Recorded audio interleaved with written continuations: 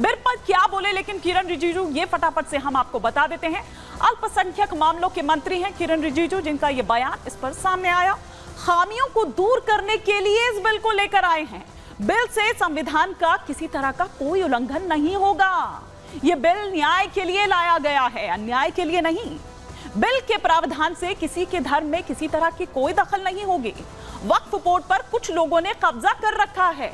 Bill का समर्थन कीजिए, करोड़ों की दुआएं मिलेंगी। वक्फ बिल पहली बार पेश नहीं हो रहा है, ये किरण रिजिजू ने कहा।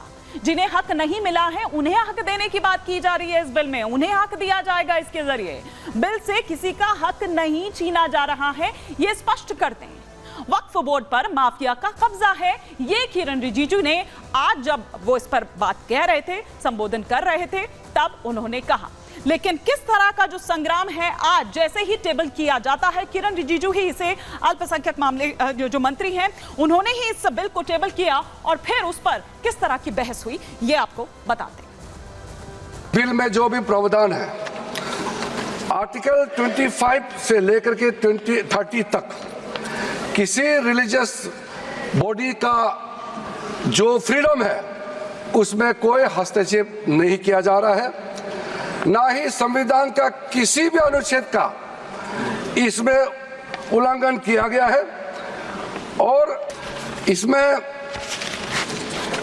हमने जो ब्रॉड बेस किया है, किसी का हक छीनना तो बात छोड़ दीजिए, जिनको हक नहीं मिला है उनको हक देने के लिए ये बिल लाया गया है। इसमें महिलाओं के लिए, बच्चों के लिए और मुसलमान समाज में जो पिछड़े हैं, जिसको आज तक कभी मौका नहीं मिला, जिसको दबा के रखा हुआ है, उनको जगह देने के लिए ये बिल लाया गया है। 1995 का वक्फ अमेंडमेंट एक्ट ये बिल्कुल असक्षम रहा है और जिस पर्पस के लिए एक्ट लाया गया है वो पर्पस सर्व नहीं हो रहे थे और कई गलतियां, कई खामियां इसमें पाया गया है। उसके लिए कुछ कदम उठाया गया है। मैं आज इस सदन में आपके माध्यम से खास करके कांग्रेस पार्टी को कहना चाहता हूं, ये अमेंडमेंट आज सरकार इस सदन में ला रहे हैं, ये एक तरीके से आप लोगों ने जो भी कदम उठाया है, आप लोगों ने जो भी चाहा है वो आप नहीं कर पाया, वही चीज करने के लिए हम आज ये अमेंडमेंट प्रपोज किया गया है। इस बिल का समर्थन कीजिए, करोड़ों लोगों का दुआ मिलेगा।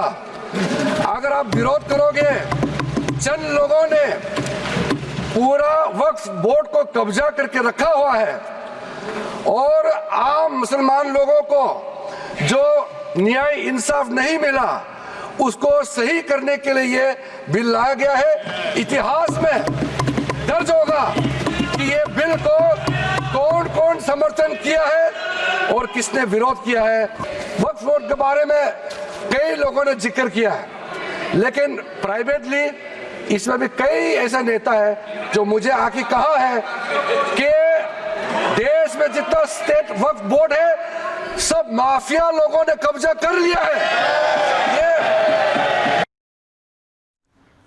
तो इस बोर्ड पर, वक्फ बोर्ड पर किस तरह से कब्जा है माफियाओं का, ये दरअसल वो कह रहे थे और उन्होंने कहा कि इसे आप समर्थन करिए, करोड़ों लोगों की दुआएं आपको मिलेगी और ये हक देने की बात कर रहा है जो अभी तक वंचित इससे रहे हैं। लेकिन वक्फ बिल में सुधार पर किस तरह से संग्राम देखने को मिला। वक्फ संशोधन बिल जेपीसी के पास अब भेज दिया गया। जिस तरह से बहस इस पर हुई, लोकसभा में वक्फ बिल पर लंबी बहस हुई। वक्फ बिल पर सरकार ने अपना पक्ष रखा। वक्फ बिल को लेकर जो जेडीयू और टीडीपी, जो उनकी दो सहयोगी पार्टी है, एनडीए के जो ये सहयोगी हैं एनडीए में, और इनका समर्थन यहां पर साफ तौर पर नजर आया। उन्होंने कहा कि भाई हम जेडीयू का पक्ष अपना रख रहे हैं, ललन सिंह उस वक्त बोल रहे थे, और टीडीपी ने भी इसको समर्थन किया। वक्फ संशोधन बिल पर विपक्ष लेकिन विरोध करता हुआ नजर आया। न केवल इतना बल्कि वो टाइमिंग पर भी सवाल उठाता हुआ नजर आया। लेकिन अब आगे की क्या प्रक्रिया देखें, आइए फटाफट से हम इस पर, हमारे सहयोगी दीपेश बरगले भी हमारे साथ जुड़ रहे हैं, उनसे हम समझने की कोशिश करते हैं कि अब हम इस पर क्या देखें। लेकिन जहां सरकार इस पर बता रही थी कि भाई आप इसको समर्थन करिए, करोड़ों लोगों की दुआएं मिलेगी, और किस तरह से जो वंचित रहे, जिनका कब्जा रहा, इन तमाम चीजों को भी बताते हुए नजर आए। लेकिन विपक्ष को अपना बस वो राग अलाप रहे थे। विपक्ष ने यह कहा कि टाइमिंग भी है, छीन लिया जाएगा, केंद्र सरकार अपने अंडर ले लेगी, फिर राज्य सरकारों का क्या रह जाएगा? अब आगे क्या देखें दीपेश?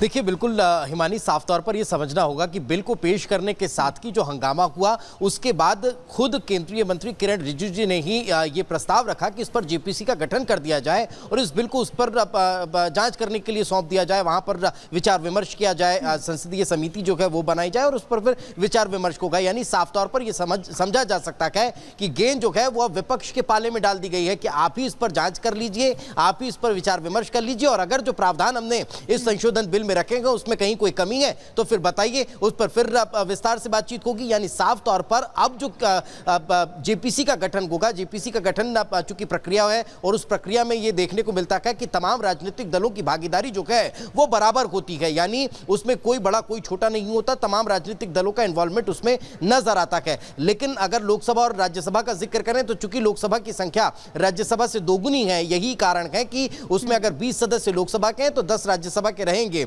और उन 30 से 31 सदस्यों के साथ लोकसभा अध्यक्ष के जो देखरेख में ये जो जेपीसी का गठन होगा और उसके बाद फिर उसमें विचार विमर्श होगा। अब जब विचार विमर्श होगा तो उसमें तमाम पहलुओं पर बातचीत होगी, जिन प्रावधानों को इस बिल में रखा गया है, जिन संशोधन का जिक्र किया जा रहा है, जिस असीमित अधिकार का जिक्र किया जा रहा है, उस पर अंकुश लगाने की बात करी है, तो उन तमाम चीजों पर विचार विमर्श होगा और फिर लगभग चीजों पर विचार विमर्श होगा। और ये समझने की जरूरत है हमारे दर्शकों के लिए भी, हम बता दें कि तीसरा सबसे बड़ा बोर्ड है, अगर हम देखें तो एक रक्षा और एक रेलवे के बाद ये तीसरा सबसे बड़ा बोर्ड है। और जिन असीमित शक्तियों की बात यहां पर दीपेश मेरे सहयोगी भी कर रहे थे, दीपेश आप बने रहिए हमारे साथ, हम लौटेंगे आपके पास, लेकिन इस बीच हम ये भी बता रहे हैं कि वक्फ बोर्ड पर किस तरह की आर पार की स्थिति जो है वो देखने को मिली। बिल के विरोध में कौन कौन रहा हम आपको सिलसिलेवार तरीके से दिखा रहे हैं। देखिए समाजवादी पार्टी, इससे पहले हमने आपको दिखाया कांग्रेस का वो झंडा आप यहां पर देख रहे थे, AIMIM असदुद्दीन ओवैसी ने यहां पर किस तरह से कहा कि दुश्मन हैं आप, दुश्मन मान बैठे हैं PDP और साथ ही साथ RJD की अगर हम यहां पर बात करें TMC,